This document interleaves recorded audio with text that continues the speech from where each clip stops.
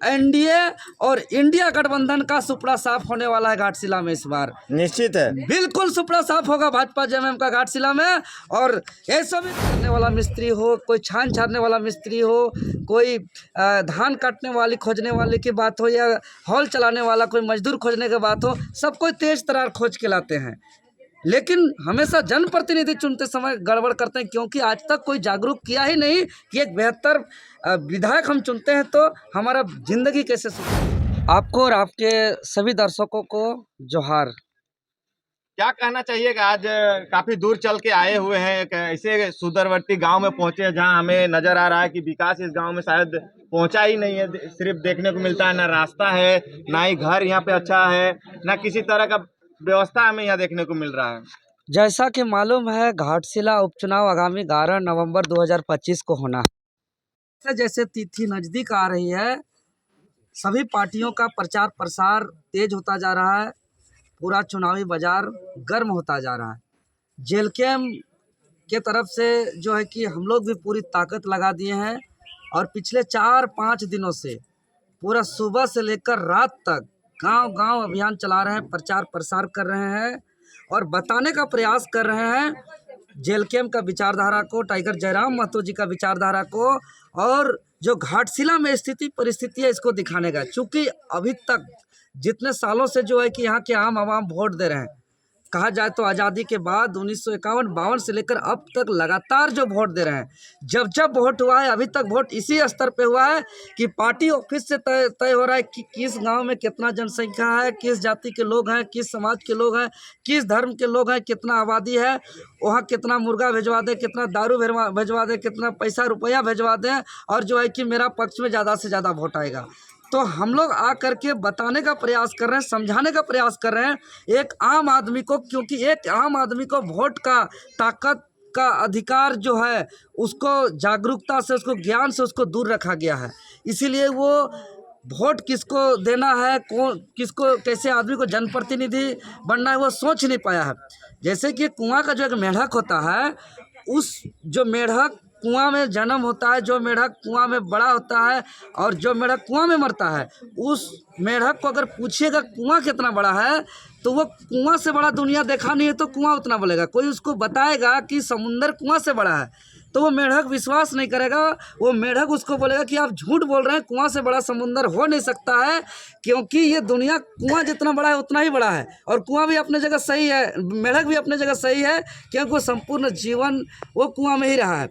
तो उसी प्रकार एक आम जनता को अभी तक बताया ही नहीं है कि आपका वोट का अधिकार से आपका ब्लॉक ठीक हो सकता है, आपका स्कूल सुधर सकता है, आपका हॉस्पिटल सुधर सकता है, आपको रोजगार मिल सकता है, आपको जो है कि करप्शन दूर हो सकता है, या कानून का राज आ सकता है, डर भय खत्म हो सकता है, ये बताया ही नहीं है।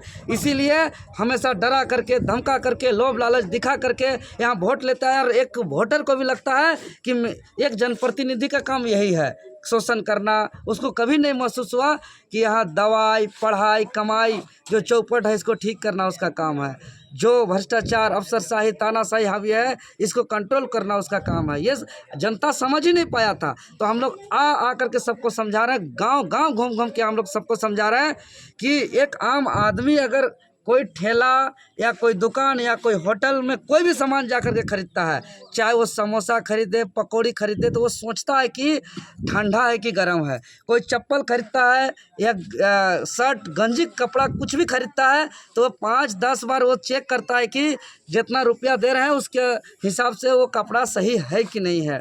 अगर गांव घर में कोई प्लास्टर करने वाला मिस्त्री हो, कोई छान छानने वाला मिस्त्री हो, कोई धान काटने वाली खोजने वाले की बात हो, या हॉल चलाने वाला कोई मजदूर खोजने की बात हो, सब कोई तेज तरार खोज के लाते हैं। लेकिन हमेशा जनप्रतिनिधि चुनते समय गड़बड़ करते हैं, क्योंकि आज तक कोई जागरूक किया ही नहीं कि एक बेहतर विधायक हम चुनते हैं तो हमारा ज़िंदगी कैसे सुधरेगा। इसलिए हम लोग आज आकर के वोट का महत्व को बता रहे हैं। आपको 11 तारीख जिसको चुनिएगा, 14 तारीख को जो आपका विधायक बनेंगे वो आपका किस्मत कैसे बदल सकता है, ये जा करके हम लोग जैसे ही समझा रहे हैं। तो जेलकेम के प्रति लोगों का बहुत ज़्यादा जन समर्थन आ रहा है, सभी जाति, समाज, धर्म, महिला, पुरुष, हर वर्ग का आ रहा है। तो हम कह सकते हैं, मतलब पहले कोई लोगों को बता ही नहीं था कोई कि नहीं बताया था, वोट का क्या महत्व होता कोई है। नहीं बता, जिंदगी एकदम क्या आपका है अधिकार ये बताया ही नहीं गया था। कि ऐसे महसूस कराया जा रहा है कि अब राजतंत्र में है, कि भाई जिसका पैसा है, जिसका हेलीकॉप्टर है, जिसका बहुत ज़्यादा ताना माना है, वही चुनाव जीत सकता है, वही नेता बन सकता है, उसी के लिए है।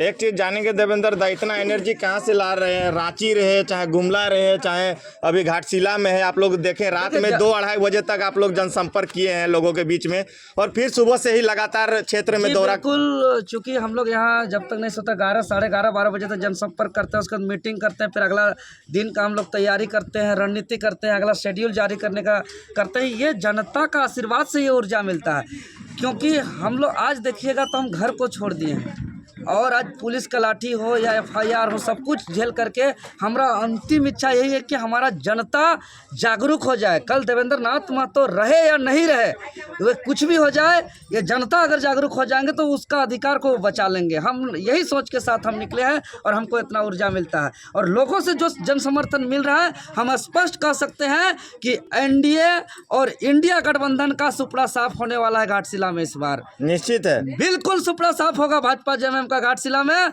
और ऐसा भी घाटशिला इतिहास रचता है। आप देख रहे हैं अभी झारखंड नवनिर्माण का हम लोग लड़ाई लड़ रहे हैं। जब अलग झारखंड राज्य का जब लड़ाई लड़ा जा रहा था, जब आंदोलन हो रहा था, नौजवान इसी तरीके से गांव-गांव जा कर के जब संघर्ष कर रहे थे, तो सबसे पहले याद दिलाएंगे इतिहास को कि 1990 का चुनाव, जो इससे पहले 4-4 सालों तक लाल झंडा का परचम था यहाँ, लेकिन जब अलग झारखंड की बात आई, सभी लोग एकजुट हुए, और उगता सूरज सूर्य सिंह बेसरा जो एक नौजवान थे, जो आंदोलन को नेतृत्व कर रहे थे, जो निर्दलीय प्रत्याशी के रूप में थे, जिसका बूथ में कमेटी नहीं था, जिसका जिला पंचायत प्रखंड में कमेटी नहीं था, और वो एक बहुमत से चुनाव जीते थे। और वो चुनाव जीतने के बाद झारखंड अलग राज्य के लिए 90 के बाद 1 साल बाद 91 में वो विधायक से रिजाइन भी किए थे। तो हमेशा इतिहास गवाह है कि घाटशिला विधानसभा के लोग हमेशा संघर्ष के साथ रहते हैं। ये बिकने वाले लोग नहीं हैं, इतिहास गवाह है, ये सच्चाई को साथ देने वाले लोग हैं। घाटशिला के लोग हमेशा बदलाव के साथ चलने वाले लोग हैं, संघर्ष के साथ चलने वाले लोग हैं घाटशिला के लोग। रामदास दा, आपसे थोड़ा सा जानने का प्रयास करेंगे। देवेंद्र नाथ दा कल आपके साथ लगातार प्रचार प्रसार कर रहे हैं, क्या कुछ सपोर्ट मिल रहा है देवेंद्र दा के आने के बाद आपको?